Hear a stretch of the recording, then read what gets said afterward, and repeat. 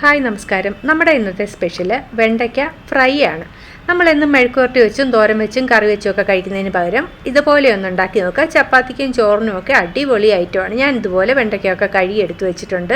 നല്ല പൊട്ടു വെണ്ടയ്ക്ക ആയിരിക്കും ഇതിന് കൂടുതൽ നല്ലത്. അപ്പോൾ നമുക്ക് ഇതിന് വേണ്ടി ഒരു മിക്സ് തയ്യാറാക്കാം. ഇതിനു വേണ്ടി നമുക്ക് ആദ്യം വേണ്ടത് കടലമാവാണ്. നമുക്ക് ഒരു ബജി ഉണ്ടാക്കുന്ന അത്രയൊന്നും വേണ്ട, കുറച്ച് കടലമാവ് എടുക്കുക. ഒരു 2-3 ടേബിൾ സ്പൂണോളം എടുക്കാം. അതിലേക്ക് മുളക് പൊടി, മഞ്ഞൾപ്പൊടി, ഉപ്പ് ഇത്രയും ചേർത്തിട്ട് നാരങ്ങാനീരും ചേർത്ത് തിക്കൊരു പേസ്റ്റായിട്ട് ഒന്ന് കലക്കി മാറ്റി വയ്ക്കാം.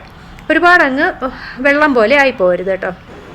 വെണ്ടയ്ക്ക എടുത്തിട്ട് ഇതേപോലെയാണ് റെഡിയാക്കി എടുക്കേണ്ടത്. തലയും വാലും ഒന്ന് കളയുക. എന്നിട്ട് വെണ്ടയ്ക്ക ഇങ്ങനെ പൊട്ടിപ്പോവാത്ത രീതിയിൽ ഇതേപോലെ ഒന്ന് കീറിയെടുക്കാം. എന്നിട്ട് നമ്മുടെ ഈ പേസ്റ്റ് ഉണ്ടല്ലോ, അത് ഈ ഒരു കൺസിസ്റ്റൻസിയിൽ വേണം പേസ്റ്റ് ഉണ്ടാവാനായിട്ട്. അത് വെണ്ടയ്ക്കായിൽ ഇങ്ങനെ അങ്ങോട്ട് തേച്ച് വയ്ക്കാം. നന്നായിട്ട് കുറച്ച് അകത്തോട്ട് തേച്ചിട്ട് ഇതേപോലെ പുറത്തെല്ലാം നല്ലപോലെ തേച്ച് റെഡിയാക്കി എല്ലാം അടുക്കി വെക്കാം. അതിന് ശേഷം നമുക്കൊരു ഫ്രൈയിങ് പാൻ എടുത്തിട്ട് ഇതേപോലെ എണ്ണ മതി കേട്ടോ. ഡീപ്പ് ഫ്രൈ ഒന്നും വേണ്ട. ഇതുപോലെ ഷാലോ ഫ്രൈക്കുള്ള എണ്ണ എടുത്തിട്ട് ഇതുപോലെ വെണ്ടയ്ക്കകൾ നിരത്തി വെച്ച് കൊടുക്കാം.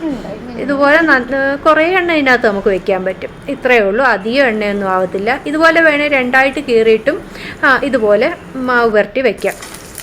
അതിന് ശേഷം ഒരു വശമൊക്കെ മൂത്ത് കഴിയുമ്പോൾ അടുത്ത വശവും ഒന്ന് തിരിച്ചിട്ടും മൂപ്പിച്ചെടുക്കുക. വെണ്ടയ്ക്ക ഫ്രൈ റെഡി. ഇത്തിരി കൂടുതൽ ഉപ്പും മുളകും ഇടണം കേട്ടോ. അടിപൊളി ഫ്രൈ ആണിത്.